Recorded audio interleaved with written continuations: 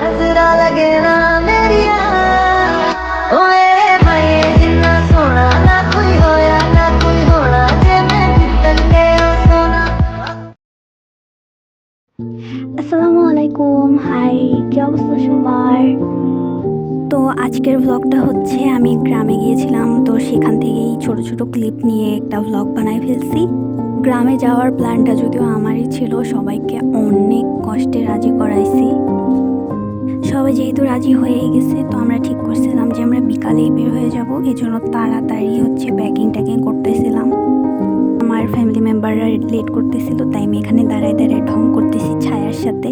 আম্মু দেখলে মার দিত, কারণ আম্মু বিলিভ করে যে ছায়ার সাথে খেলতে হয় না। বাট যাই হোক, কিছুক্ষণ পরেই আমরা বের হয়ে গেলাম বাসের উদ্দেশ্যে, বাসে ওঠার উদ্দেশ্যে। তো এই যে আমরা আমার রাস্তার ভিডিও আর কি।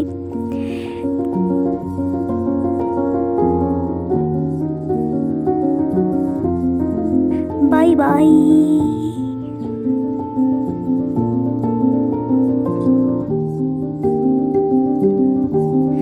আর সেই দিনের ভিউগুলো এত বেশি সুন্দর ছিল যে আমি ক্যাপচার না করে পারতেছিলামই না। আর আমার ভাই আমার বারবার খোঁজা মারতেছিল যে তুই এত কেন ভিডিও করতেছিস, ফোনের স্পেস কি তোর বেশি হয়ে গেছে। দেন এই ভিউটা এত অ্যাস্থেটিক ছিল, কি সুন্দর না এই জায়গাটা, মানে ভিউ দেখেই পুরো হাওয়া হয়ে গেছি। দেন এই যে ব্রিজ,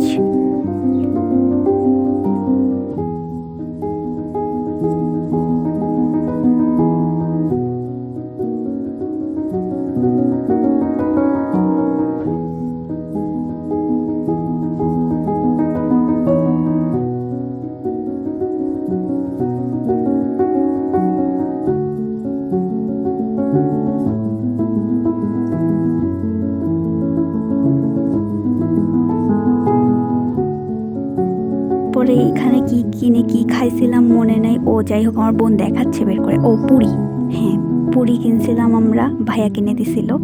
দেন ফাইনালি বাসায় পৌঁছে গেছি, গ্রামের বাসায়। অ্যান্ড নানি এগুলো শরবত গুলায় রাখছিল আমাদের জন্য, অ্যান্ড সেমাই, কারণ আমার মিষ্টি অনেক বেশি পছন্দ। তো ঝটপট সে সেমাই রান্না করে রাখছিল আমার জন্য, ইয়াম্মি ছিল যদিও।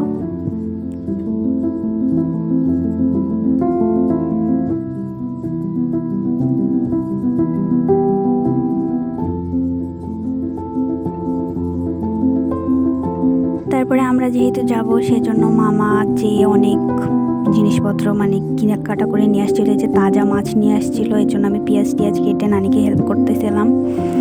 এখন গরম গরম মাছ ভেজে ভেজে এই যে ভাজা হয়েও গেছে। এ দিয়ে আমরা ভাত খেয়ে আমাদের ডিনার কমপ্লিট। আমাদের ডিনার প্লেট রেডি। আজকে এটা দিয়েই খাইয়ে মায়ে ঘুমায় যেতে হবে। একটু অ্যাকসেন্ট চেঞ্জ হয়ে যাচ্ছে যদিও মধ্যে মধ্যে আমার। পরের দিন সকালবেলা আমি আমার ভাইজির চকলেট ছিনতাই করে খেয়ে ফেলেছি। না, আমি ছিনতাই করে খাই নাই, আমার ভাবি হচ্ছে আমাকে দিছিল, সবাইকে দিছিল সে। একটু আগের ভ্লগ, আগের বলতে কোরবানির ঈদের টাইমের ভ্লগ। তো তখন গাছে আম ছিল, নানি আম পাড়তে গেছিলো, তো আমিও গেছিলাম তাকে হেল্প করতে। আর রান্না বান্নার জন্য নানি কিছু জিনিসপত্র হচ্ছে ক্ষেত থেকে তাজা তাজা উঠায় নিয়ে আসতেছিল। এখানে মেবি সে করল্লা পাড়তেছে, যতদূর মনে পড়ে আমার।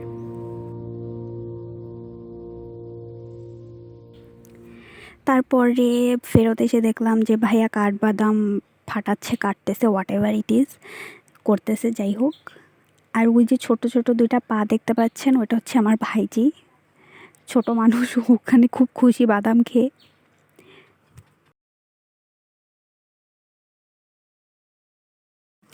তারপর আমার বোন হচ্ছে মামার সাথে বাজারে গেছিলো জিনিসপত্র কেনাকাটা করতে। আমাকে অনেক করে ডাকছে, বাট আমি যাইনি, কারণ অনেক বেশি গরম ছিল। বাট ওরা যা যা আনতে বলছিলাম ও সব কিছুই আনছে। এই যে দানাদার সিঙ্গারা, তারপরে জিলাপি অ্যান্ড রসগোল্লাও ছিল। একটু পরে দেখাবো মনে হয়, এই যে রসগোল্লা।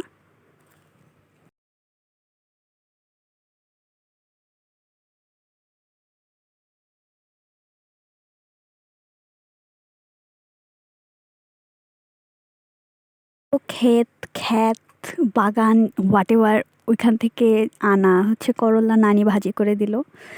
এইটা হচ্ছে আজকে দুপুরের খাবার। এরপর দুপুরে খাওয়া দাওয়ার পরে যা যা হয়েছে সেসব ক্লিপ নিতে আমি ভুলে গেছি। এটা হচ্ছে ঘুমানোর টাইমে আমি এই ক্লিপটা নিয়েছিলাম। হঠাৎ করে দেখি একটা জোনাকি পোকা কোথা থেকে চলে আসছে। গ্রামের তো এগুলো একদমই অহরহ।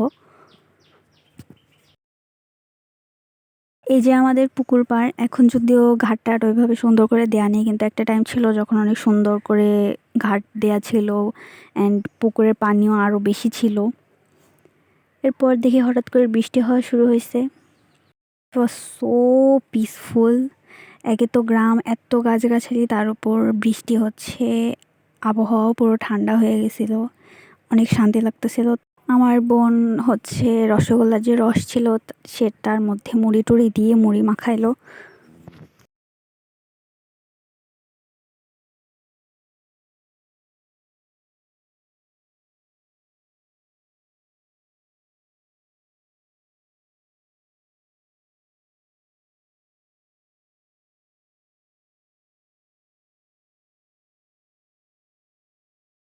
এই যে নানির হাতের স্পেশাল আলু ভর্তা। নানি সিম্পল সিম্পল জিনিসপত্র রান্না করলে এত টেস্টি হয়, কীভাবে হয় জানি না, তার হাতে মনে হয় জাদু আছে। বাট আলু ভর্তা এমনিতেই আমার ফেভারিট, তার উপর নানি বানাই দিছে, এত বেশি ভাল লাগছে খাইতে, মানে জীবন ধন্য হয়ে গেছে।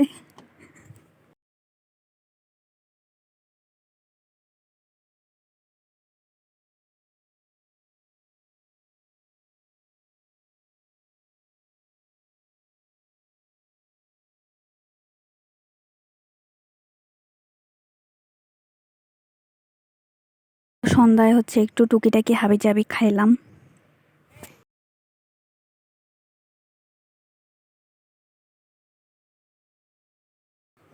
পরের দিন দুপুরবেলা নানি পোলাও রান্না করলো।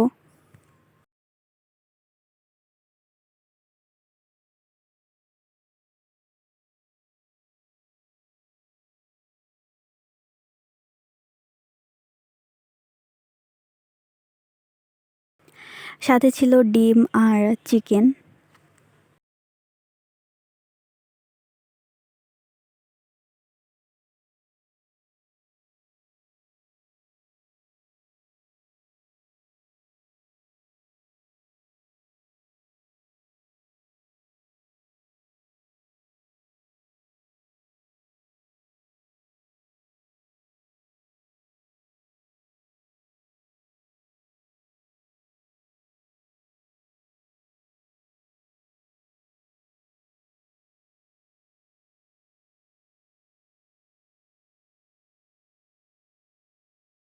আমার মামার নিজের বানানো অ্যাকুরিয়াম, সে অনেক সুন্দর কায়দা টায়দা করে ইট টিট দিয়ে পলিথিন ইউজ করে অনেক সুন্দর করে বানাইছে এটাকে।